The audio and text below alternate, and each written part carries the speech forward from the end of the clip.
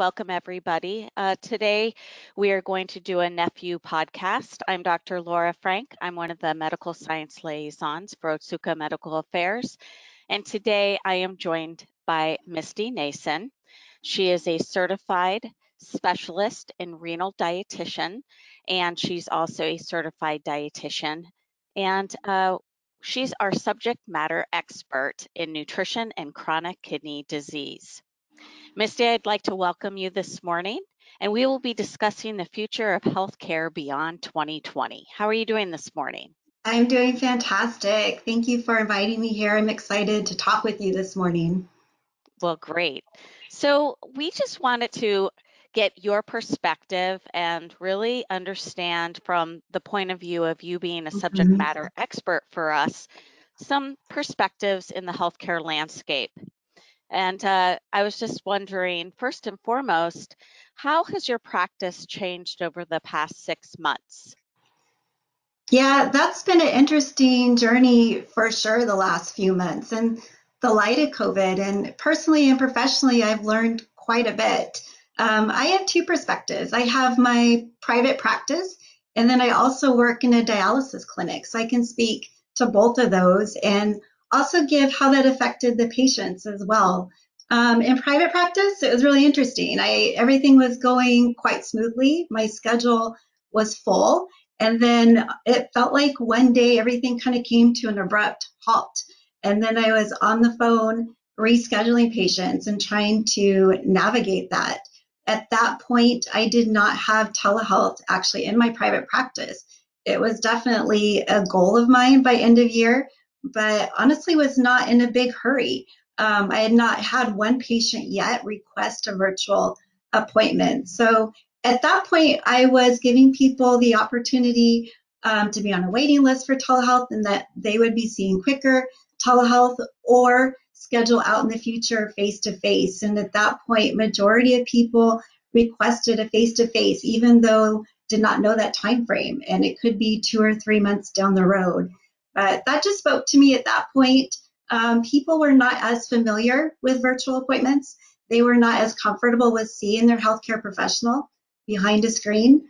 And of course, that has changed as today. But COVID has definitely been the catalyst that propelled telehealth forward. And interesting too, during that time, I was talking to the nephrologists that I work with, and they were kind of scrambling too, figuring out what telehealth platform to use. And it took a little bit to find a HIPAA approved platform that worked well for a small practice. And then also figuring out a way to deliver electronic forms efficiently to the patients. It was important to me that that was going to be user-friendly and time efficient. As we know, we have more luck getting our patients to fill out the paperwork, consent forms that are needed if it's quick and if it's easy. And also during that time, my referrals significantly dropped off. And my practice is 80% referral based. And it probably took a couple months, but it was almost like one day, like referrals came in a tidal wave. So this just told me that physicians were now also seeing their patients and probably telehealth, but that was now in place and they were seeing their patients again. And then today I see both telehealth and in-person. Okay, so would you say that there was a big difference between what you were experiencing on the community side and the outpatient side compared to what was happening in the dialysis centers? It was similar in the respect that kind of same situation is we're hearing about COVID, we're reading the CDC reports, we're being careful, we're being very mindful of it. And then it felt like one day there was almost like an explosion. And then there was a scramble, and it was new protocols in place rather quickly, new parameters, and it was meeting after meeting and new protocol change after new protocol change. And it was a huge change for our patients as well. I mean, one day all the staff is dressed in full PPE and wearing face shields, screenings at the door, not allowed to have any visitors step foot inside the clinic. And that was hard on some patients. Some of these patients have been on dialysis for years and have had their significant other spouse or support person come into the clinic with them as a support. They're all required to wear a mask all of a sudden, no exceptions. And then at the same time, we're taking away food. No food in the clinic, period. You can't have a snack even in the patient waiting room. And this was rather challenging for some people. I think some patients adjusted, it seemed like, at least outwardly, very well. And then some patients had a harder time with that. And that's very valid. It's a lot of change at one time. And then also we're taking away control too in the midst of anxiety and fear, worried about getting sick. Yeah, it's been a huge adjustment, getting easier, but I don't know if it will ever be easy. Yeah, Yeah. I appreciate that. And you mentioned telehealth. So do you envision telehealth or telemedicine staying here forever now? Do you feel like it'll be the norm?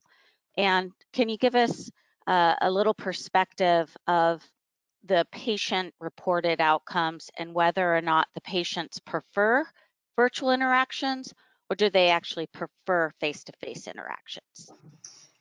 Yeah, so I predict telehealth will just increase. I think it was emerging already in healthcare, and I think that COVID obviously accelerated that. But I do think it will increase too as people become more familiar and comfortable seeing their healthcare professionals virtually.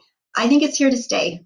It's not going to go away, and there's definitely some advantages to that, and disadvantages as well. But yeah, I think it's going to be a mix. And I personally have found in my practice that when I give patients the option today, right away, do you want a virtual appointment or would you like to be seen face to face and mask up? And probably about 80% prefer to be seen face to face. They want that connection. Do you feel like there are limitations as a healthcare provider to virtual appointments? Perhaps if we look at barriers for appropriate physical assessment and other types of, blood pressure monitoring and other, Mhm. uh, you know, obviously barriers in health administration on your end. What would you say would be the biggest barrier for you? The biggest barrier for me is probably on the connection side. If it was my choice and I had a preference, I would rather see a person face to face. I find it a little more challenging to see the patient behind a screen, to make a strong connection, build a rapport, build that bridge of trust, as we know is so important. We need that to have our patients buy in. And then there's also, we're missing the whole physical body language cues. We're seeing from here on up. So we're missing that part as well. And then as far as nutrition counseling, the focused nutrition assessment, that is really compromised. We're not adequately able to give a thorough focused nutrition assessment behind a screen. And that is a powerful tool for assessing the patient's nutrition status. Yeah, exactly. Mhm. Um, would you share with us what your vision would be for the biggest driver moving forward in healthcare? And we talked about this a little bit last week. What would be your take on the biggest driver going forward? It's hard to pick one driver, but a couple that are on the forefront of my mind is accessibility to providers, and obviously telehealth being part of that, if that's going to be available. And then also a big driver too is the rise in healthcare needs and shortage of providers. What does that look like in the future? Are people going to be able to get into their primary care, see a specialist, see a nephrologist? How far out are they going to have to wait to see their nephrologist? CKD is on the rise. And then the other issue is costs. Reimbursement for the provider, also coverage for the patient. Right now, it's fantastic. Medicare is covering telehealth, and I hope that really continues. But the rise of healthcare costs too. And what does that mean? What does it look like in the future for insurance and for Medicare services? That is definitely a concern, and that often is a determining factor of healthcare. If the patient does not have coverage, they're having to pay out of pocket. That could definitely be the determining factor if they're seen or not or provided treatment. So unfortunately, that will affect healthcare outcomes overall. Exactly. Now, the next question is very similar to the previous one, and it asks, what is your main concern moving forward for us in healthcare? And would you be able to tell us what your number one concern will be moving forward? My number one concern, again, is probably accessibility to providers and patients getting care, period. And I think costs will play a role in that too, and insurance. But as healthcare needs increase, and specifically chronic kidney disease, I read a statistic earlier on in the year that 9 out of 10 people with chronic kidney disease do not realize they have it. That is significant. There's a lot of folks out there walking around with chronic kidney disease and have no idea. These people need to be detected, screened, seen by a provider, by a nephrologist. Early detection, as we know, is really key to prevent people crashing into dialysis. And we know that seeing these people earlier on really improves their outcomes overall. Exactly. Thank you for sharing that. Now, the next question I have for you is centered on our online community, and you're familiar with NephU.org, and Mhm. we appreciate you being an advisor for the nutrition section there. Uh, have you Could you tell us some of the benefits that you've discovered from having this partnership, if you will, this online community? That I have found the webinars to be very helpful. I think the information is very practical. It's what's happening today in real time. There was a webinar earlier on in August that I found really helpful on depression. I feel like that is so important generally that we are looking out for depression in our chronic kidney disease patients, but also, especially in the light of COVID, as people are in isolation now. They have anxiety, worried about their health, and maybe loss of income too, all contributing to depression. There was a study that came out a few years ago in Kidney International, and they found 40% of dialysis patients had clinical depression that was diagnosed and being treated. And that's rather high. And we know that number is actually probably higher. So it's so important that that is on the forefront of our mind, as we know hospitalization rates are going to be higher with depression. We cannot expect people to take their medications as prescribed or follow their meal plan, diet plan, and take good care of themselves if clinical depression is on board and it's not being treated. Perfect. Thank you for that insight. Mhm. So, as a provider, Misty, what would you say strategies, what important strategies will there be to improve patient outcomes and continued awareness for chronic kidney disease? Awareness is key. There has actually been a national initiative to increase awareness of chronic kidney disease. And a study came out earlier this year with a survey and showed that, yes, there has been some improvement in awareness. However, we're not even close. We have a long ways to go. This is going to be a marathon. And I think a great starting point is with primary care and collaborating with them, the effective treatment of chronic kidney disease, increased communication, early referral to a nephrologist or a renal dietitian. And then also, I think it's very important that we have an understanding and know how the general population speaks about kidney disease and what they understand. Are they going to understand if or look on a flyer and say, do you know anything about chronic kidney disease? Have you been told you're at risk? Is that going to be a trigger, or is going to be a trigger saying, have you ever been told you're at risk for your kidneys failing or becoming weak? We need to know how the general population can hear, and we can find a trigger with them responding to their awareness of chronic kidney disease. And then with that, we think we can make some pretty effective, robust educational materials and launch them and have them in primary care offices. And that multidisciplinary approach is so important, as we know isolated care can be damaging. We want best patient outcomes.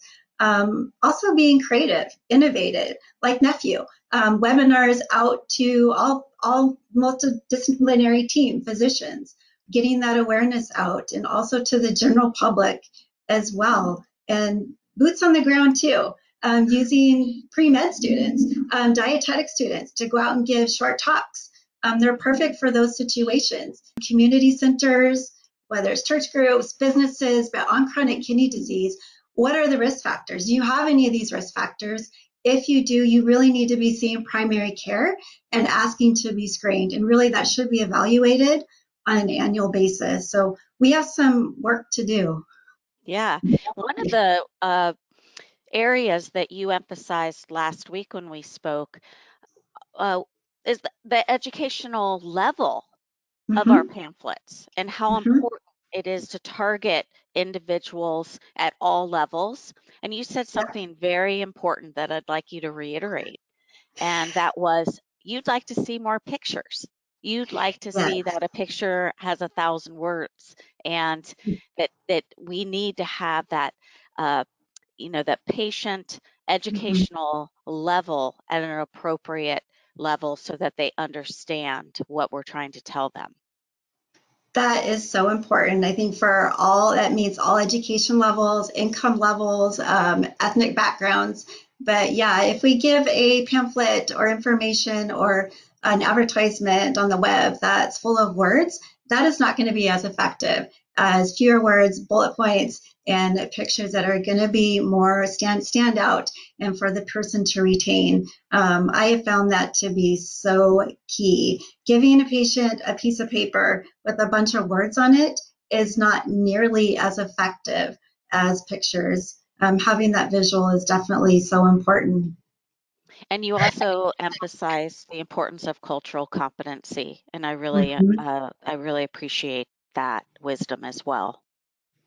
Yeah, thank you. Yeah, one of my the dialysis clinic that I work in, I love it. It's basically, I call it a melting pot, but and probably a quarter of my patients do not speak English. So it is something that's always on the forefront of my mind, delivering education for the whole clinic that everybody can truly understand and relate to. That's great. Well, Misty, anything else, as you are a subject matter expert in nutrition, we really appreciate that, fellow dietitian as you are. Um, is are there any other clinical pearls or any other insights that you'd like to share with us today before we wrap up?